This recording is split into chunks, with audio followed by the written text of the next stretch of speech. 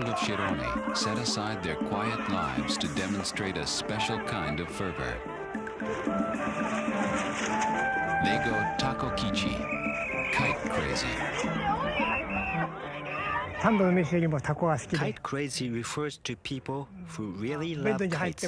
People who think more about kites than getting their 3 meals a day. Even when they go to bed, they can't fall asleep because they see kites flying over their beds.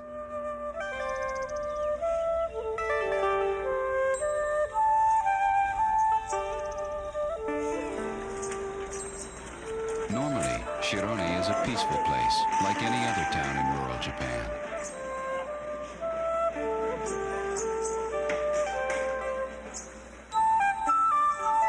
Its farmers labor through the spring to plant the rice on time.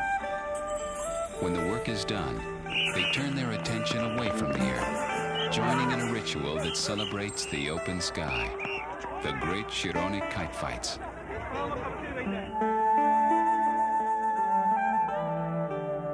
It all began 250 years ago.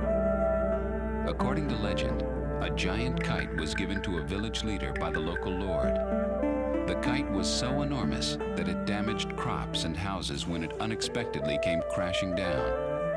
Soon, angry villagers were using kites to battle one another in the sky. The skirmishes grew into a festival where people could release their tensions every year. For a growing number of enthusiasts, it was the epitome of airborne entertainment. Now as in the past, kite madness sweeps across Shirone every June, infecting anybody old enough to clutch a piece of string or search the heavens for a breeze.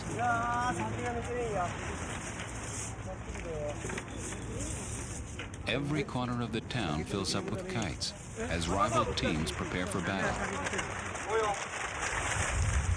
Every driveway, every playground, every school gymnasium is taken over as a staging area for the campaign.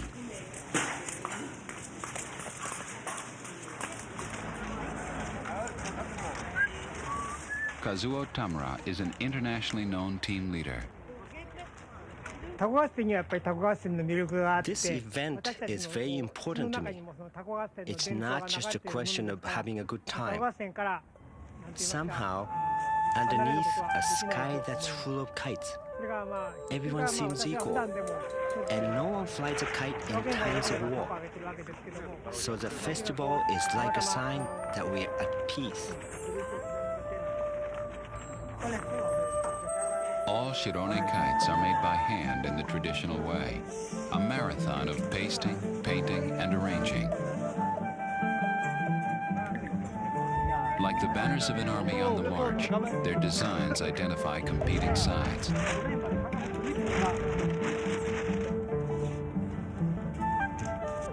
Each team has a specialist in painting.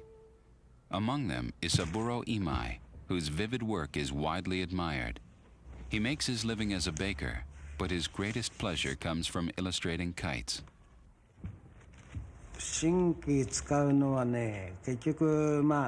The lines must have their own dynamic power. Form is secondary. If you paint a line the ordinary way, it doesn't show the drive of the brush. I pay a lot of attention to that sort of thing. Well, it's like this. When I go to a noodle shop to eat and happen to see there a framed picture of an ancient warrior, I think to myself, I can use this as a kite picture. Or while looking through a book of old kabuki photographs, I may find one that I think is good for a kite. Whenever that happens, I make my own design and keep it for the future. Of course, I know that once a kite goes up into the air, it's always destroyed. All a painter cares about is that while it's up there, it's beautiful.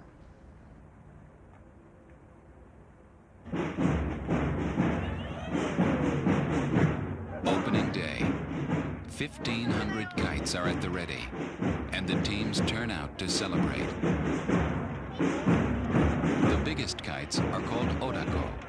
They are cumbersome to carry and difficult to launch, but 13 different teams will try their best. Other teams prefer the smaller kites. Called rokaku, they are relatively easy to maneuver, more like fighter jets than heavy bombers.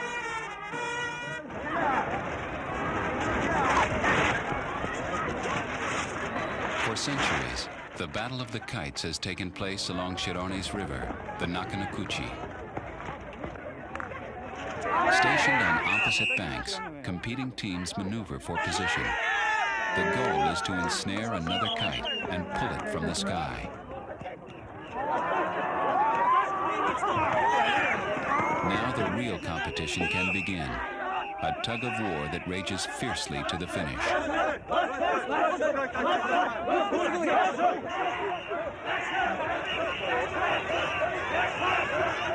Kites that were created only days ago are twisted, pulled, and battered without mercy.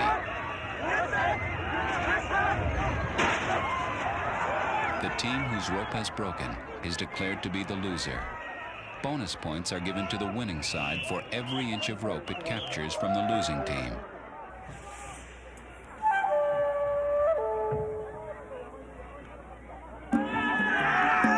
All along the river, teams engage in skirmishes that quickly lead to open warfare.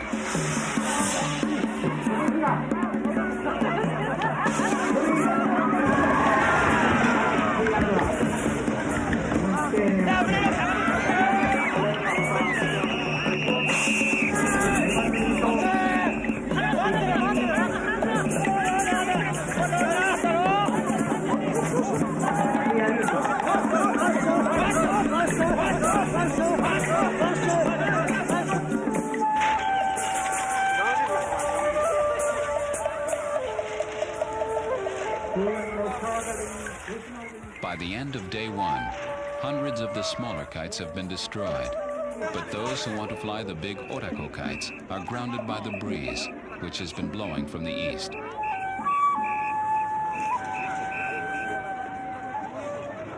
Without a steady northern wind, the larger kites are helpless.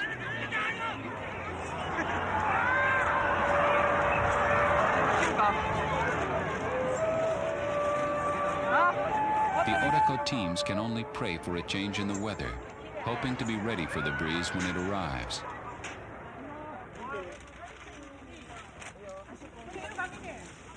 Being ready means ensuring that the lines are strung correctly. Hand-woven rope is crucial to Shirone kites. It serves a double purpose: controlling the kite and standing up to savage tugs of war. With so much at stake, many teams maintain an air of secrecy about the way their lines are strung.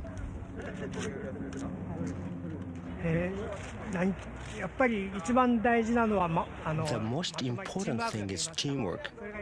Everyone runs around clinging to the same rope, so they have to work together. This is very important. Without teamwork, these kites won't fly. They will fall right to the ground.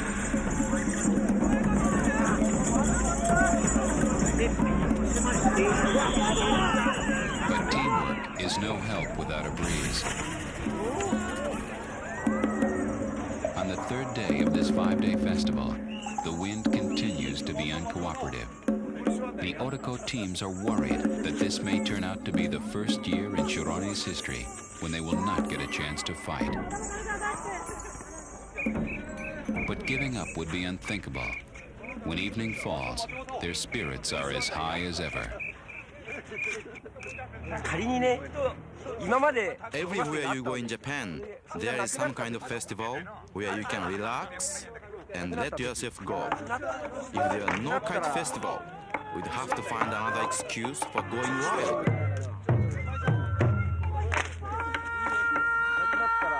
Anything where we can act like madmen and forget the rest of the world.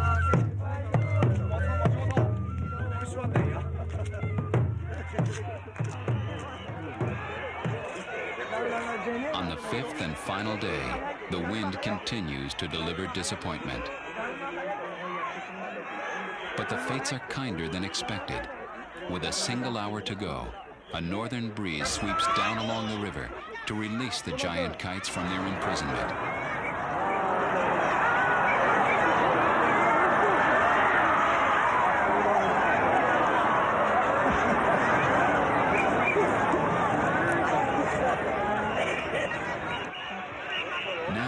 Tamu's team will have its only chance to win a tug of war before the festival is over. It's a situation that requires all the skill and passion they can muster.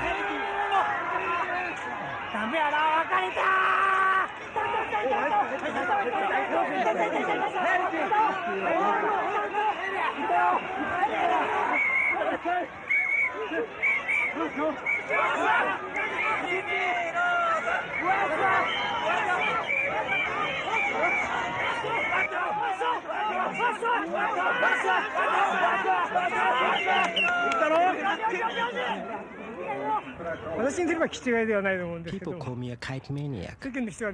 I am a kite enthusiast. That's just me. They call me a kite maniac. But I don't think I'm all that crazy.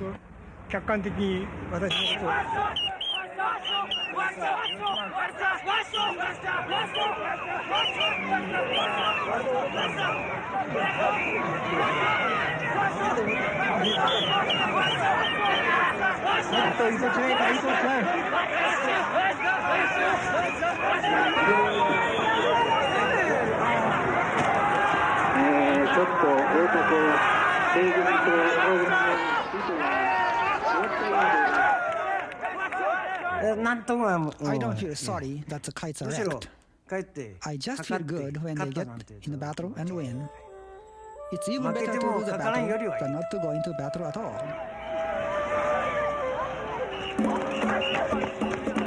In a good year, every kite is destroyed, but the people of Shirone never seem to mourn the loss. Next spring, the kites will live again. Their giant silhouettes will glide across the sky each year until kite craziness dies out. So far, no one wants to take the cure.